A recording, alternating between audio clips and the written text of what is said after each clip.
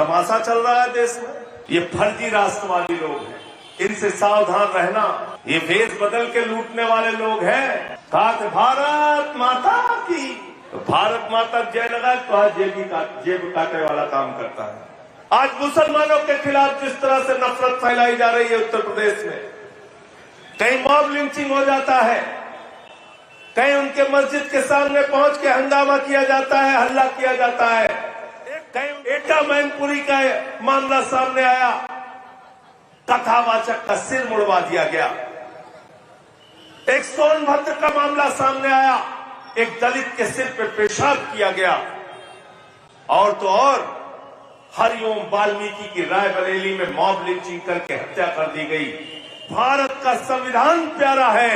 देश के प्रधानमंत्री ने संविधान पे शपथ ली है, योगी आदित्यनाथ ने संविधान पे शपथ ली है, अमित शाह ने संविधान पे शपथ ली है और संजय सिंह ने भी संविधान पे शपथ ली है। और उस संविधान में लिखा है भारत एक धर्मनिरपेक्ष राष्ट्र है।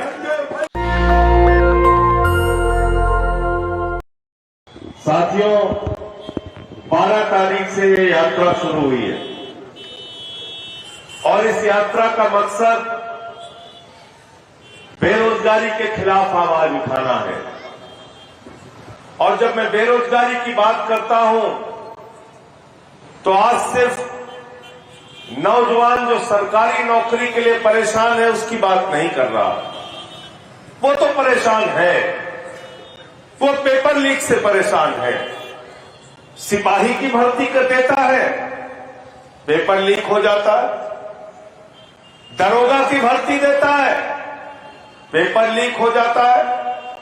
क्लर्क की भर्ती देता है, पेपर लीक हो जाता है। एसएससी का एग्जाम देता है, पेपर लीक हो जाता है। हाई स्कूल की परीक्षा देता है, पेपर लीक हो जाता है। इंटर की परीक्षा देता है, पेपर लीक हो जाता है। नीट की परीक्षा देता है, पेपर लीक हो जाता है। आज उत्तर प्रदेश में एक पेपर लीक सरकार चल रही है जिसने नौजवानों की जिंदगी को बर्बाद कर दिया, बर्बाद कर दिया। पीसीएस जे के एग्जाम का भी पेपर लीक हुआ उत्तर प्रदेश में। पीसीएस जे की परीक्षा का पेपर लीक। आप कल्पना कीजिए कि किस प्रकार का भ्रष्टाचार चल रहा है। एक तरफ पेपर लीक से नौजवान परेशान है, कितनी मेहनत से माताएं बहनें अपना पेट काट के अपने बच्चे को पढ़ाती हैं, कितने परिश्रम से एक पिता दिन रात मेहनत करके अपने बेटे को पढ़ाता है। प्रयागराज में, कहीं लखनऊ में, कहीं कोचिंग करा के, और इसलिए कि वो अच्छे ढंग से पढ़ाई करके कहीं छोटी मोटी नौकरी कर लेगा तो बुढ़ापे में उस मां बाप का सहारा बनेगा। लेकिन आज मेहनत करने के बाद, तैयारी करने के बाद, 1.5-2 साल कोचिंग करने के बाद नतीजा 0 निकलता है क्योंकि पेपर लीक हो जाता है। मैं उन नौजवानों का आह्वान करना चाहता हूं, अपने घरों में मत बैठो, आवाज उठाओ इस सरकार के खिलाफ। ये पेपर लीक बंद होना चाहिए उत्तर प्रदेश के अंदर और नौजवानों को उनका रोजगार दिया जाए। दूसरा सवाल, जब हम बेरोजगारी की बात करते हैं तो किसान, जिसके लिए प्रधानमंत्री ने कहा था फसल का 2 गुना दाम देंगे, एमएसपी 2 गुना हो जाएगी, खाद की एक बोरी के लिए लाइन में लगा रहता है, पुलिस की लाठी भी खानी पड़ती है। और अभी तो एक किसान की मौत हो गई लाइन में लगे। अभी पिछले दिनों की घटना है, एक किसान सीतापुर में फांसी लगा रहा था क्योंकि खाद नहीं मिली। किसान बेरोजगारी से परेशान, बुनकर समाज के लोग लाखों लाख उनकी बिजली का बिल आता है, उनका धंधा पूरी तरीके से बंद हो रहा है। रेहड़ी पर दुकान लगाने वाला गरीब आदमी जो दिन भर फुटपाथ पे बैठा रहता है कि 200-500 रुपए कमा के जाऊंगा तो हमारे घर में चूल्हा जलेगा, हमारे बच्चे स्कूल की फीस जमा कर पाएंगे, उसकी दुकान पे भी बुलडोजर चला दिया जाता है। तो बेरोजगारी उत्तर प्रदेश को दानव की तरह खा रही है। इस दानव का अंत करना होगा। सबके हाथ को रोजगार चाहिए। संजय भैया जिंदाबाद, जिंदाबाद, जिंदाबाद। दूसरा सवाल है सामाजिक भेदभाव का। आज मुसलमानों के खिलाफ जिस तरह से नफरत फैलाई जा रही है उत्तर प्रदेश में, कहीं मॉब लिंचिंग हो जाता है, कहीं उनके मस्जिद के सामने पहुंच के हंगामा किया जाता है, हल्ला किया जाता है, कहीं उनके घरों पे, उनके दुकानों पे, उनके मकानों पे बुलडोजर चलाया जाता है। ये नफरत की राजनीति, उत्तर प्रदेश में बांटो और राज करो की राजनीति, ये अंग्रेजों की नीति हम चलने नहीं देंगे। ये उसके खिलाफ भी यात्रा निकली हुई है। दूसरी बात, आज दलितों के साथ जिस प्रकार से दुर्व्यवहार हो रहा है, हमने पिछले दिनों काकोरी में देखा। एक पासी समाज के बुजुर्ग, 70 साल के बुजुर्ग, और उनको कासी समाज के उस बुजुर्ग को मंदिर में पेशाब चटवाई गई। सोचिए किस तरह का समाज हम बना रहे हैं। सीआरपीएफ का एक जवान बुलंदशहर में, उसको शादी में घोड़ी पे नहीं चढ़ने दिया गया। एक एटा मैनपुरी का मामला सामने आया, कथावाचक का सिर मुड़वा दिया गया। एक सोनभद्र का मामला सामने आया, एक दलित के सिर पे पेशाब किया गया। और तो और हरिओम वाल्मीकि की रायबरेली में मॉब लिंचिंग करके हत्या कर दी गई। आज उत्तर प्रदेश में जिस प्रकार से दलितों के खिलाफ, पिछड़ों के खिलाफ नफरत फैलाई जा रही है, उस नफरत के खिलाफ भी ये पदयात्रा है। और हम चाहते हैं नफरत की राजनीति का सफाया हो, अमन चैन के साथ लोग रह सके। अभी मुझसे पत्रकार पूछ रहे थे, कह रहे थे एक बाबा ने हिंदू राष्ट्र के लिए सब पदयात्रा निकाली है। बाबा जी ने हिंदू राष्ट्र के लिए पदयात्रा निकाली है। मुझे जरा बताओ, क्या भारत के संविधान के खिलाफ कोई बोल सकता है क्या? आवाज लगा के बताइए, बोल सकता है क्या? बाबा साहब ने जो संविधान लिखा है उसके खिलाफ बोल सकता है क्या? संविधान में क्या लिखा है? संविधान में लिखा है भारत एक धर्मनिरपेक्ष राष्ट्र है, जहां हिंदू भी रहेगा, मुसलमान भी रहेगा, सिख भी रहेगा, ईसाई भी रहेगा, तमिल भी रहेगा, तेलुगु भी रहेगा, कन्नड़ भी रहेगा, मलयाली भी रहेगा,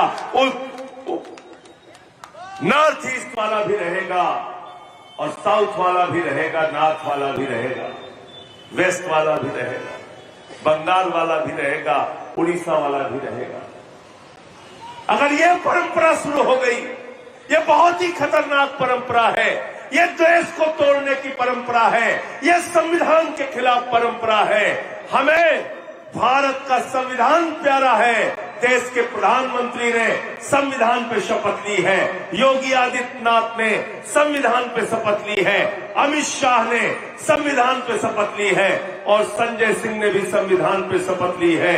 और उस संविधान में लिखा है भारत एक धर्मनिरपेक्ष राष्ट्र है। जिंदाबाद, जिंदाबाद। लिखा है कि नहीं लिखा, बताओ? लिखा है कि नहीं लिखा है? तो मैं इस मंच के माध्यम से कहना चाहता हूं, ये देश किसी बाबा के फरमान से नहीं चलेगा, बाबा साहब के संविधान से ये देश चलेगा। किसी बाबा भैया जिंदाबाद, जिंदाबाद, जिंदाबाद। और अगर ये परंपरा शुरू हो गई तो कल को तमिलनाडु वाला कहेगा हमको तमिल राष्ट्र चाहिए, कोई तेलुगु वाला कहेगा हमें तेलुगु राष्ट्र चाहिए, कोई तेलंगाना वाला कहेगा हमको तेलंगाना राष्ट्र चाहिए। ये हमारे विनय पटेल है, कहेंगे हमको अयोध्या प्रांत का अयोध्या राष्ट्र चाहिए।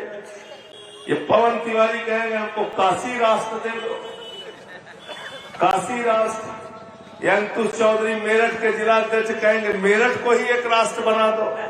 हमरे सब कहा सुल्तापुर के एक राष्ट्र बना दो, होकर राष्ट्रपति हम वो बन जाओ। कौन बुराई है भैया?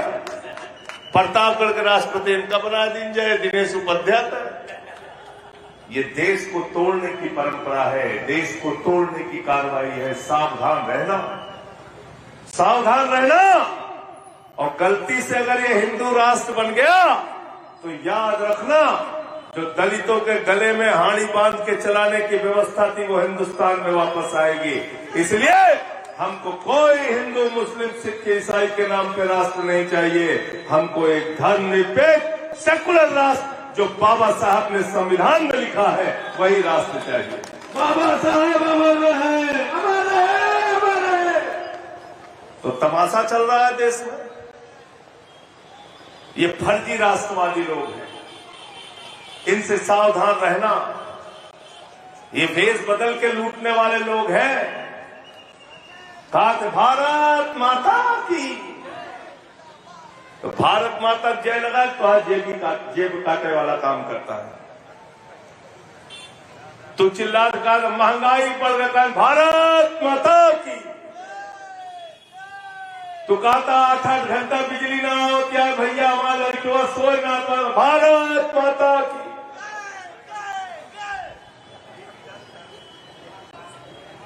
तो ये जो है फर्जी राष्ट्रवाद, इसके खिलाफ भी हमको सावधान रहना पड़ेगा।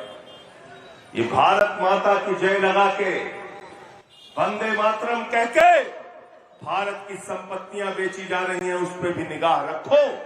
तुम्हारा कोयला बिक गया, तुम्हारी गैस बिक गई, तुम्हारा पेट्रोल बिक गया, तुम्हारा डीजल बिक गया, तुम्हारी रेल बिक गई, तुम्हारी सेल बिक गई, तुम्हारा एयरपोर्ट बिक गया, तुम्हारा समुद्री तट बिक गया। हिंदुस्तान को बेचने का काम देश के प्रधानमंत्री अपने दोस्त अडानी के नाम पे कर रहे हैं। वो इंडिया के लिए काम नहीं कर रहे हैं, अडानी के लिए काम कर रहे हैं। इस बात के खिलाफ भी ये यात्रा है। देश की संपत्ति को बेच के आप भारत माता की जय नहीं लगा सकते। भारत की संपत्ति बेचकर भारत माता की जय लगाने वाले लोग फर्जी राष्ट्रवादी हैं। हम भारत माता की जय भी लगाते हैं और लूटखोरी के खिलाफ भी आवाज उठाते हैं। आपने भारत माता की जय लगा के देश की सेना को ठेके पे रख दिया। ये बैठे हैं अशोक कमांडो, खड़े हो जाओ भाई।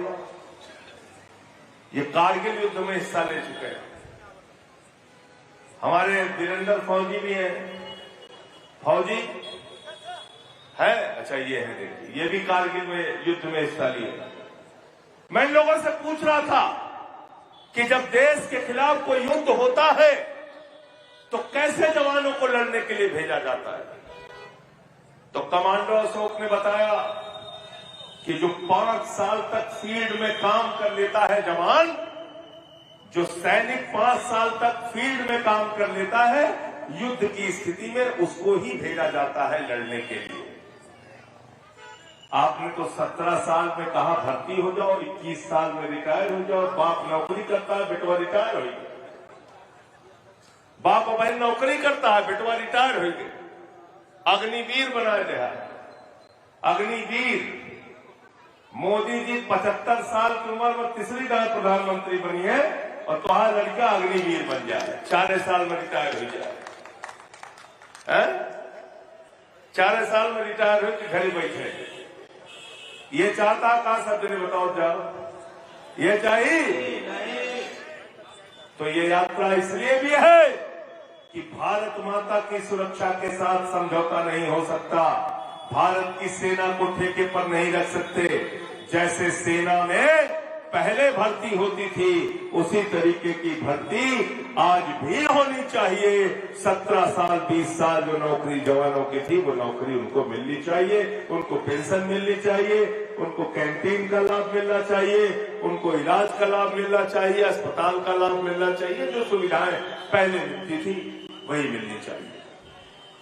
नेशनल दस्तक की आपसे गुजारिश है कि अगर इसको बचाना चाहते हैं तो नेशनल दस्तक को सब्सक्राइब करने के लिए रेड कलर के सब्सक्राइब बटन को दबाएं, फिर बेल आइकन की घंटी दबाएं।